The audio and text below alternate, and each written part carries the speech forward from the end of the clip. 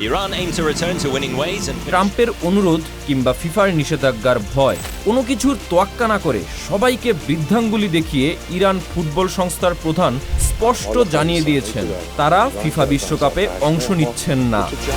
বারবার ফিফার আকুতি, কখনো নিষেধাজ্ঞার ভয়, আবার মার্কিন প্রেসিডেন্টের শতভাগ নিরাপত্তার প্রতিশ্রুতি, সবই যেন বিফলে যাচ্ছে। ডোনাল্ড ট্রাম্প ফিফাকে সাফ জানিয়ে দিয়েছেন ইরানকে বিশ্বকাপে খেলতে আসতে বলো, সব ধরনের নিরাপত্তা দেওয়া হবে। তবুও দেশের সম্মানের স্বার্থে অনড় ইরান ফুটবল ফেডারেশন। ইরানের এই সিদ্ধান্তের পর এখন মহা বিপদে ফুটবল নিয়ন্ত্রক সংস্থা ফিফা এবং আয়োজক দেশ যুক্তরাষ্ট্র। ইরান ফুটবল সংস্থার এমন সাহসী সিদ্ধান্তের মিল খুঁজে পাওয়া যায় বাংলাদেশ ক্রিকেট বোর্ড বা বিসিবির গত সিদ্ধান্তের সঙ্গে।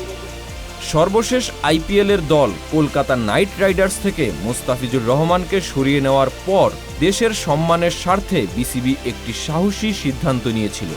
তারা স্পষ্ট জানিয়ে দিয়েছিল ভারতে বিশ্বকাপ খেলতে যাচ্ছে না তারা। অথচ বিশ্বকাপে অংশগ্রহণ না করলে অনেক ঝুঁকির সম্মুখীন হতে হতো বিসিবিকে। কিন্তু এসব কিছুর তোয়াক্কা না করে আইসিসি আর ভারতকে বৃদ্ধাঙ্গুলি দেখিয়ে বিশ্বকাপে যায়নি বাংলাদেশ। ইরানও যেন হাঁটছে বাংলাদেশের দেখানো পথে। তবে ফিফা তো আইসিসির চেয়েও বড় এবং প্রভাবশালী সংস্থা।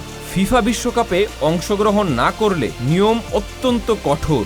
বড় ধরনের নিষেধাজ্ঞা আসার পাশাপাশি দিতে হতে পারে বিশাল অঙ্কের আর্থিক জরিমানাও।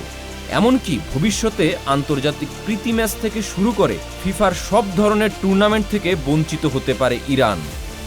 এমন ভয় মাথায় নিয়েও ইরান ফুটবল ফেডারেশন স্পষ্টভাষী, তারা আমেরিকার মাটিতে বিশ্বকাপ খেলতে যাবে না।